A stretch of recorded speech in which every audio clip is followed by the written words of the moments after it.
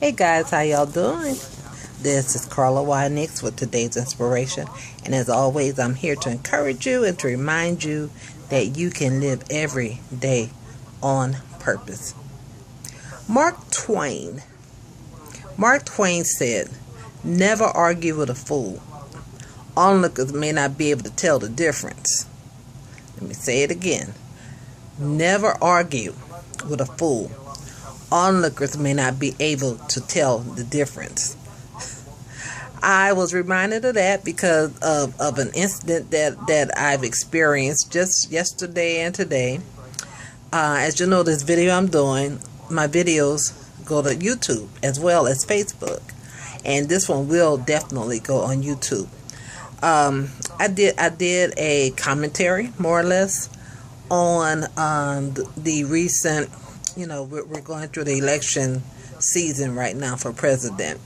And of course I mentioned the fact that what the subject was about was winning on your own accord. Is that you don't have to tear other people down to make yourself look good. And in fact, I got a quote for that. You never look good tearing somebody else down to make yourself look good. You don't look good. It's not a pretty picture. Okay? But anyway, okay, the video is on YouTube. And some person foolishly responded and called me a name. I don't use obscenities, so I'm not going to repeat it.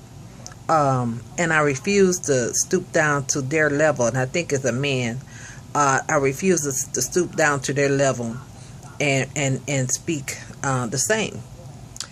And okay, he begged to differ with a statement I made. It was very dogmatic about it and just nasty. And I just wrote back and I said, "Pitiful. I feel sorry for you." And that seemed to enrage him. "Why do you feel sorry for me? What's pitiful is what, he's saying what I said was pitiful." Whatever. And then he said something about arguing. And I wrote back, I said, "I'm not arguing. I don't argue with foolishness." And he just went on and on. And so finally this morning, I just posted a scripture. And the scripture comes from Proverbs 26:4. And it says, and I don't have it up, but it says basically what Mark Twain said. I don't even have it in front of me. But anyway, it said that don't argue, or don't respond to fools. Especially, one version says don't respond to fools and their stupidity, or else you will be just like them. So, like Mark Twain said, if you argue with fools, you look just like them. So it don't make sense to argue.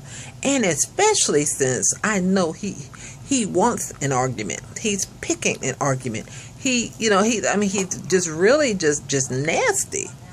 But, I said what I said. It wasn't even there for a debate. It was what I said. It's what I meant. It's what I felt. And you know what? He has a right to his opinion as well. So I'm not going to argue about it. It's not going to change anything. So why should I argue? So I actually wrote something for our students. I write something every Monday for them. And I used that theme. And I said, I used the theme of taking the high road.